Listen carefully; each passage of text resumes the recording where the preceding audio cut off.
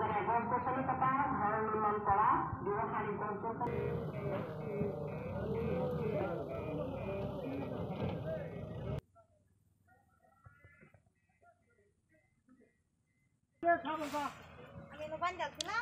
তাৰিকাৰী নগাঁও বন সন্মিলন নগাঁও নমস্কাৰ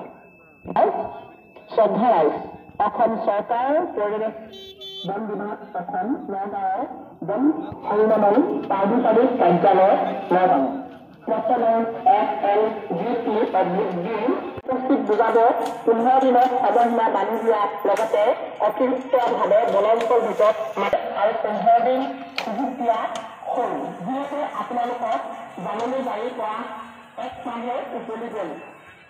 গতিকে আপোনালোকৰ অতি শীঘ্ৰে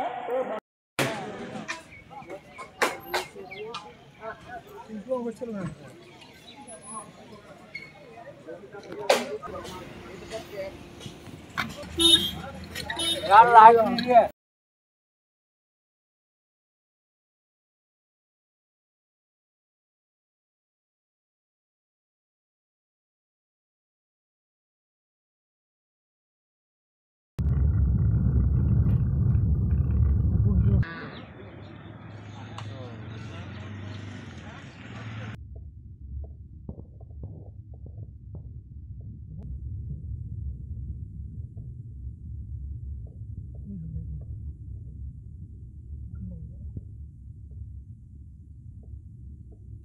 যাব দিছিলে আমাক তো সময় দিছিলে 1 মাহৰ ভিতৰত যাব লাগে এতিয়া 1 মাহৰ ভিতৰত 1 মাহ পাৰ হৈ গ'ল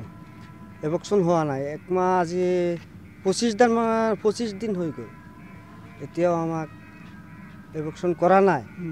এতিয়া হ'ব বলে কৈ আছে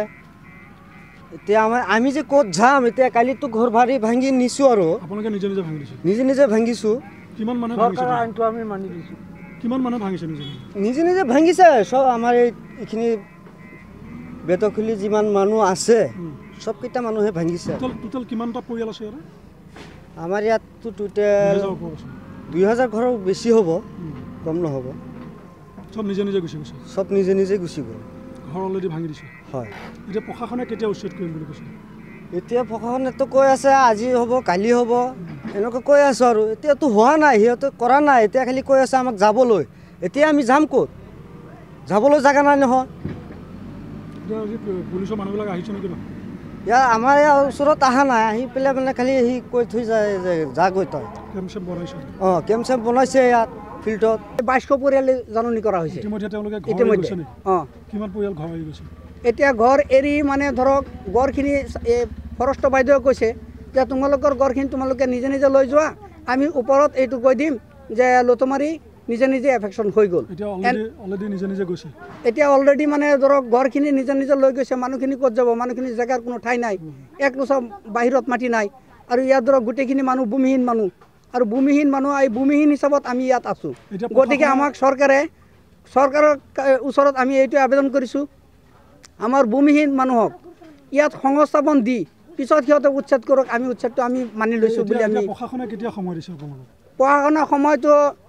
এই মাজত কৈছে যে এফেকশ্যন হৈ যাব ফ'ৰ্চ আহি যাব কিন্তু অহা নাই পিছত আকৌ এদিন গৈ পেলাই কৈছে 26ত আজি ফ'ৰ্চ আহি যাব অহা নাই কিন্তু আজি 27 তাৰিখ